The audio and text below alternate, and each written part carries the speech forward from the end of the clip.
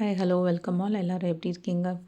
இன்றைக்கி துர்கா உங்களுக்கு கொடுக்கக்கூடிய கைடன்ஸ் இப்போ என்ன பண்ணணும் நீங்கள் அப்படின்றத பார்க்கலாம். நம்பர் 1 நம்பர் 2 2 பைல் இருக்குது. ஏதாவது ஒரு நம்பர் சூஸ் பண்ணிக்கோங்க. ஹோப் நீங்கள் ஏதாவது ஒரு பைல் சூஸ் பண்ணியிருப்பீங்கன்னு நினைக்கிறேன். இந்த வீடியோவுக்கு நீங்கள் கொடுக்குற எனர்ஜி எக்ஸ்சேஞ்ச் உங்களுடைய லைக் அண்ட் சப்ஸ்கிரிப்ஷன் தான். ஓகே, நம்பர் 1 சூஸ் பண்ணுறவங்களுக்கு துர்கா கொடுக்கக்கூடிய மெசேஜஸ் நான் இங்கே என்ன பார்க்குறேன் அப்படின்னு பார்த்தீங்கன்னா, நீங்கள் ஒரு பொருளாதாரம் ரீதியாக இல்லை ஒரு ப்ராஸ்பேரிட்டி எதிர்பார்க்குறீங்க இல்லையா, அது ஒரு நன்றியிலேருந்து உங்களுக்கு தொடங்கும் அப்படிங்கிறாங்க. நீங்கள் உங்களுக்கு கிடைக்கிற எல்லா விஷயத்துக்கும் நன்றி சொல்கிறீங்களா அப்படின்றத யோசிச்சு பாருங்கள். இன்றைக்கி கிடைச்ச சாப்பாடுக்கு, இன்றைக்கி நம்ம முழிச்சிருக்கிறதே காலையில் அதுவே கடவுள் கொடுத்த நமக்கு ஒரு இதுதான். ஸோ த டேக்கு, தண்ணிக்கு, உங்களுக்கு இன்றைக்கி சின்ன ஹெல்ப் பண்ண உங்களுக்கு. ஸோ உங்களுக்கு வர வேண்டியது எல்லாமே, அந்த ப்ராஸ்பேரிட்டி நீங்கள் எதிர்பார்க்கக்கூடிய பண வரவுகள் எல்லாமே உங்களுக்கு வரும். நீங்கள் கிராட்டிடியூட் ப்ராக்டிஸ் பண்ண ஆரம்பிங்க. அன்பை கொடுத்துட்டே இருங்க. நீங்கள் மற்றவங்க கொடுக்குறாங்க கொடுக்கல அது பிரச்சனை இல்லை. நீங்கள் அன்பை கொடுக்க ஆரம்பிங்க. கிராட்டிடியூட் சொல்லுங்கள். ஒரு ஆட்டோவில் போகிறீங்க அப்படின்னா, ஆட்டோவில் போகிறதுக்கு அமௌண்ட் நீங்கள் கொடுக்கறதுக்கு கூட நன்றி சொல்லி கொடுங்க. சின்ன சின்ன விஷயத்துக்கு நன்றி சொல்ல பாருங்க. உங்களுக்கான கண்டிப்பாக அந்த ப்ராஸ்பேரிட்டி உங்களுக்கு கிடைக்கும் அப்படிங்கிறதையும் பார்க்குறேன். இன்னொரு மெசேஜஸ் என்ன பார்க்குறேன்னா, சில பேர் ஏதோ ஒன்றுக்கு பயந்துக்கிட்டு உண்மைகள் வெளிப்படுத்தாமல் இருக்கீங்க.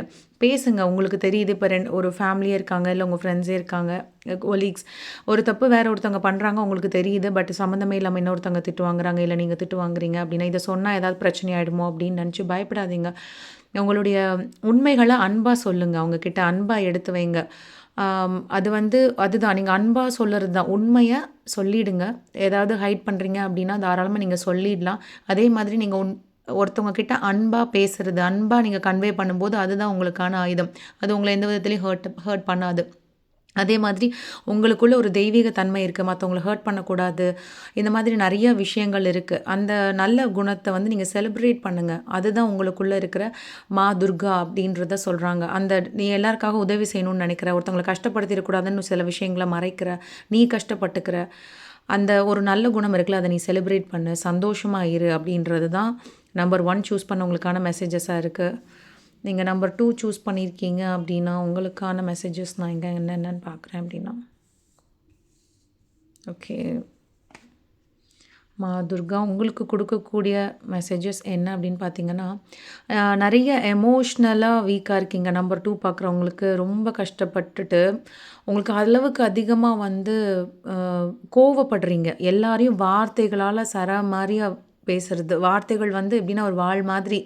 அந்த இதில் சொல்லுங்கள், அன்பாக சொல்லுங்கன்றாங்க. மேபி 1 and 2 பார்த்துருக்கலாம்.